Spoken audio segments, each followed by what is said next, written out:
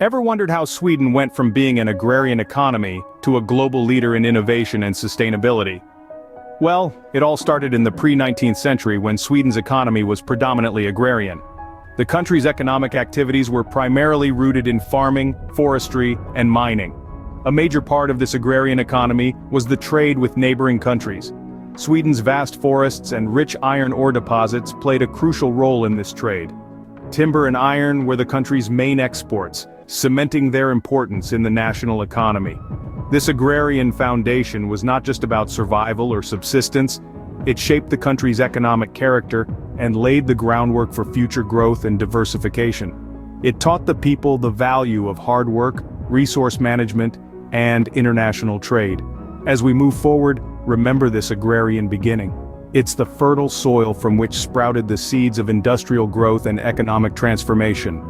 This agrarian foundation set the stage for Sweden's future industrial growth. As the 19th century rolled in, so did the winds of change for Sweden's economy. This was a period of significant industrialization, a time when the nation's economic landscape began to transform dramatically.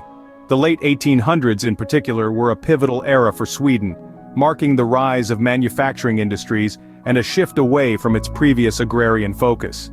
Imagine a country where farming, forestry, and mining were once the primary economic activities. Now picture a nation where steel mills, machinery factories, and textile plants start to dominate the scene. This was Sweden during the 19th century, a time when the nation embraced the Industrial Revolution and began to reshape its economy.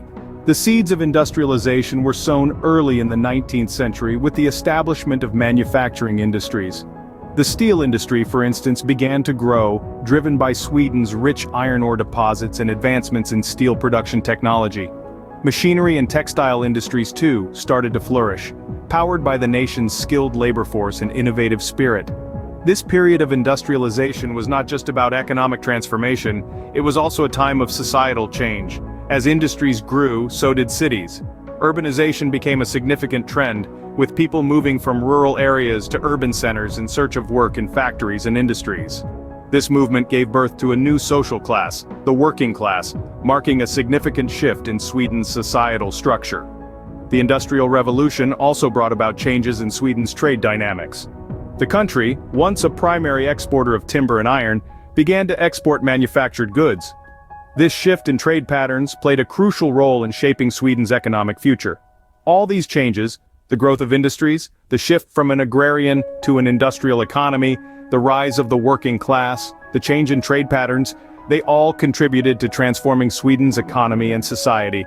The Industrial Revolution had indeed reshaped Sweden, but as the 19th century drew to a close, it was clear that more changes were on the horizon.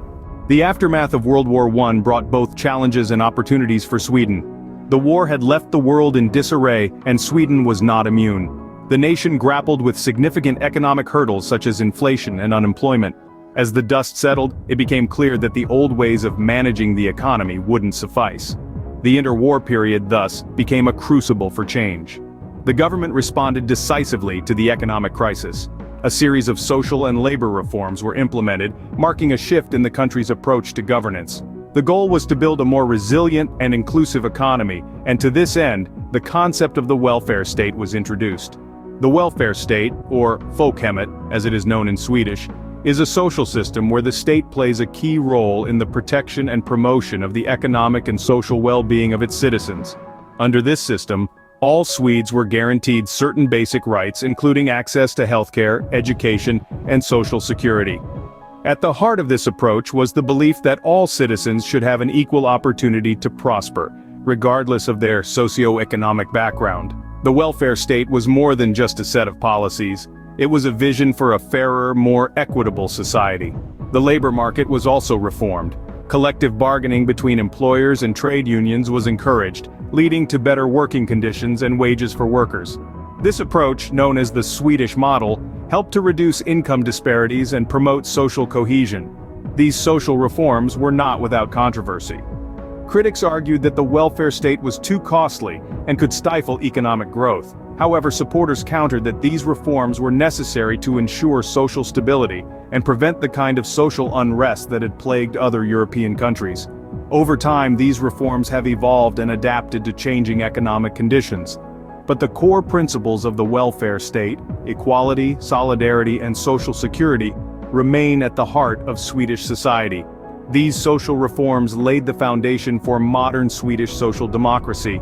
This commitment to social equity and economic resilience has helped to shape Sweden's economic trajectory, making it one of the most prosperous and equitable nations in the world today. Post-World War II, Sweden was ready to make economic history. The mid-20th century brought about a period often referred to as the Swedish economic miracle.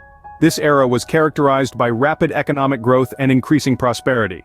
Sweden's economy was fueled by a boom in industrialization and a shift towards export-oriented policies. The manufacturing sector thrived, with industries such as steel, machinery, and textiles experiencing significant expansion. At the heart of this economic miracle was Sweden's strong welfare state. The government took an active role in economic planning and development, investing heavily in social welfare programs. This not only improved the standard of living for the Swedish population, but also helped to maintain economic stability and growth. The Swedish economic miracle wasn't just about numbers. It was about a nation harnessing the power of industry, trade, and social welfare to create a thriving and prosperous society. Sweden had found its stride, but the economic landscape was about to shift once again. The 1970s and 1980s brought new economic challenges for Sweden, but with them came opportunities for reform. During these two turbulent decades, Sweden grappled with high inflation, rising unemployment, and fiscal deficits. The economic landscape was stormy, with the once prosperous nation now facing headwinds that threatened its stability and progress. But as is often the case, challenges breed innovation and adaptation. In response to these economic hurdles, Sweden embarked on a series of bold and decisive reforms. The government initiated measures to deregulate industries, opening up the economy to greater competition and innovation.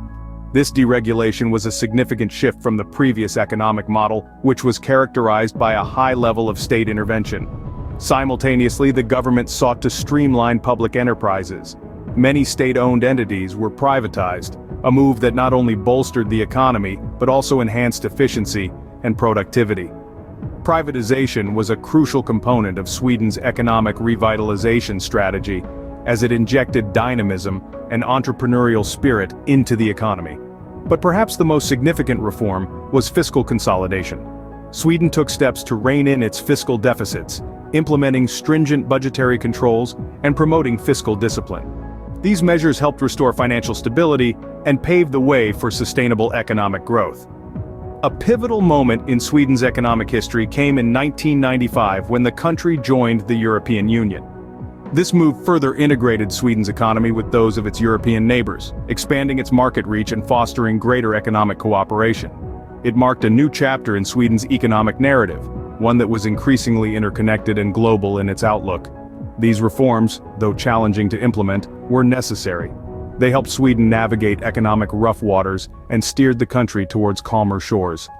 By the end of the 1980s, Sweden had successfully weathered the economic storm and was on a path of recovery and growth.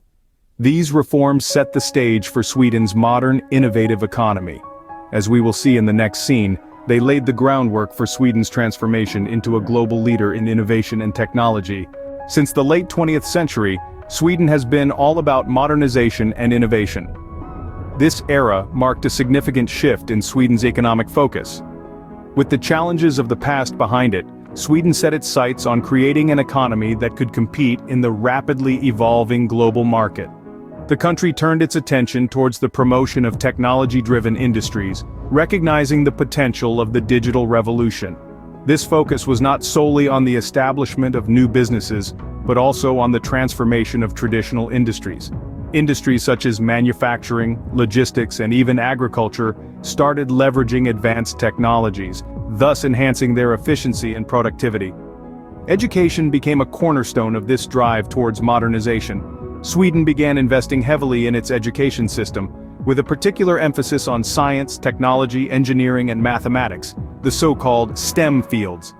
This investment paid dividends as a highly skilled workforce emerged, ready and able to drive Sweden's innovation agenda.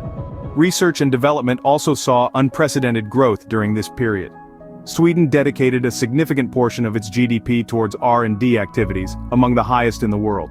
This commitment to research fostered an environment of innovation, leading to breakthroughs in various fields and the birth of numerous startups.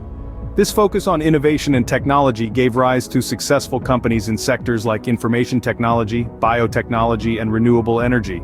Companies such as Spotify, Ericsson, and AstraZeneca are a testament to Sweden's innovative spirit. At the same time, the country became a global leader in renewable energy, with a commitment to become carbon neutral by 2045. In essence, the late 20th century and the early 21st century marked a transformational period for Sweden. The country moved away from traditional industries and embraced the digital revolution, becoming a hub of innovation and technology. Today, Sweden stands as a global leader in innovation and sustainability, a testament to its economic journey. Its story is one of resilience, adaptability, and foresight. It's a story of a nation that has consistently reinvented itself, rising from an agrarian society to a global powerhouse of innovation. Let's not forget the numbers that tell the story of Sweden's economic journey. The 50s and 60s were a time of prosperity, with an average annual GDP growth rate around 4 to 5%. The 70s saw a slowdown, with growth averaging around 2 to 3% due to economic challenges. The 80s, a period of economic reform, maintained similar growth levels. The 90s marked a recovery from downturn, with GDP growth picking up to around 3 to 4%. The 2000s through to the 2010s saw more moderate growth, around 2 to 3% annually, with fluctuations tied to global economic conditions. The 2020s have been shaped by global events such as the COVID-19 pandemic causing variations in growth rates. These figures, while subject to change, offer a glimpse into Sweden's economic narrative, a compelling blend of transformation, innovation, and resilience. These figures provide a snapshot of Sweden's economic history, a tale of transformation, innovation, and resilience.